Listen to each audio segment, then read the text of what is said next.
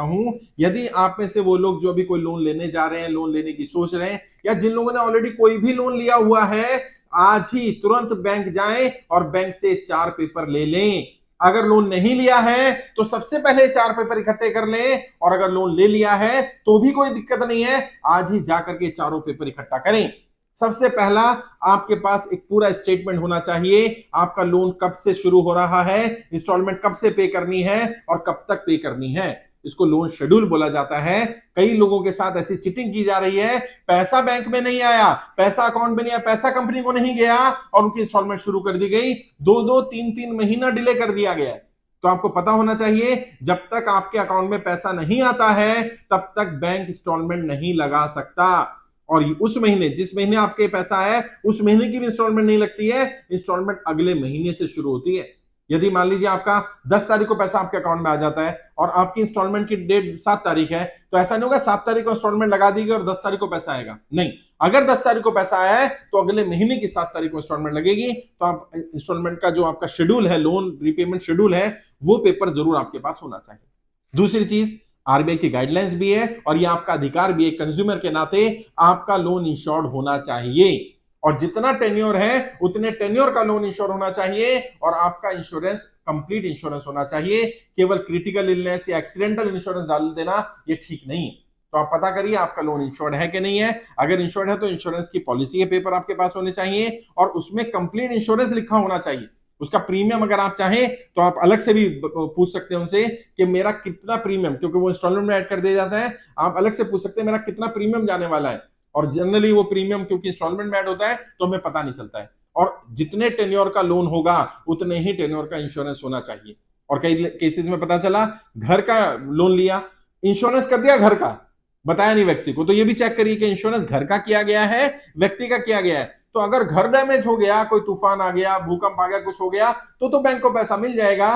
लेकिन अगर व्यक्ति नहीं रहा तो फिर व्यक्ति के घर को कब्जा कर लेंगे। यानी घर कब्जा करने के लिए घर का तो इंश्योरेंस कर दिया, व्यक्ति का इंश्योरेंस नहीं किया, जबकि पहली प्रायोरिटी तो उस व्यक्ति का इंश्योरेंस होनी चाहिए थी, और व्यक्ति को बता दिया गया आपका लोन इंश्योर्ड है। घर इंश्योरेंस या गाड़ी इंश्योरेंस करा देने से लोन इंश्योर्ड नहीं होता। लोन इंश्योर्ड तब होगा जब व्यक्ति का इंश्योरेंस होगा और उतने ही अमाउंट का होगा और उतने ही ड्यूरेशन का होगा जितने दिन का लोन चल रहा होगा। ये दूसरा पेपर है। तीसरा पेपर, यदि आपका लोन का इंटरेस्ट आपको बताया गया है तो कितना % इंटरेस्ट रहेगा, और ये फ्लोटिंग रहेगा या फिक्स रहेगा। कई केस में क्या हो रहा है, इंटरेस्ट बताया नहीं गया कितना रहेगा, खासकर से जो एनबीएफसी वाले लोग लोन दे रहे हैं, कई प्राइवेट बैंक जो लोन दे रहे हैं, उनका इंटरेस्ट का पेपर ही नहीं मिलता कि कितना % इंटरेस्ट पर है। और पहले बताया जाता है उनको ओरली 9%, 8%, 7%, 10% पर होगा, और जब इंटरेस्ट पे कर रहे होते हैं तब कैलकुलेट करते तो पता चलता है 12%, 15%, 20-20, 30-30% का इंटरेस्ट लिया जा रहा है। तो आप ये पता करके रखिए कि एक्चुअल इंटरेस्ट कितना है और इंटरेस्ट फिक्स है या फ्लोटिंग है।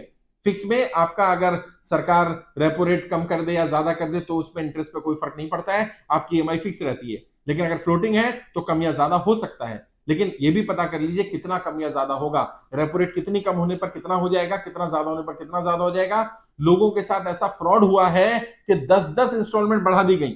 मान लीजिए किसी की 20 इंस्टॉलमेंट थी, 30 कर दी गई।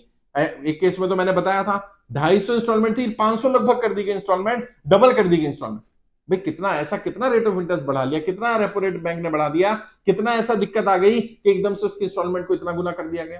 कई लोगों ने जो मोनिटोरियम लिया था 3 महीने का, 3 महीने की इंस्टॉलमेंट ना पे करने के कारण 15-15, 20-20 महीने की इंस्टॉलमेंट पे करनी पड़ रही है। तो अगर कोई ऐसी कंडीशन आती है आपके साथ ना आए, इसलिए आप पहले ही पता कर लें कि आपका बैंक का चार्ज क्या रहने वाला है। और चौथा डॉक्यूमेंट उसके साथ ही दिया जाता है कि जब आप प्रॉपर्टी या घर या जो भी चीज गिरवी रख रहे हैं, दुकान गिरवी रख रहे हैं, सब गिरवी रख रहे हैं, उसका नो ऑब्जेक्शन सर्टिफिकेट आपसे साइन कराया गया होगा।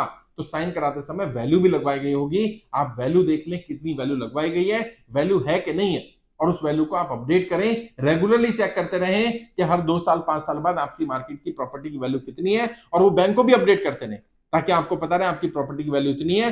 कल अगर जब आप डिफॉल्ट कर जाएंगे तो बैंक पुरानी वैल्यू के आधार पर ही हो सकता है आपकी प्रॉपर्टी की वैल्यू मान ले, और कई बार इस केस में बहुत नुकसान भी हो जाता है।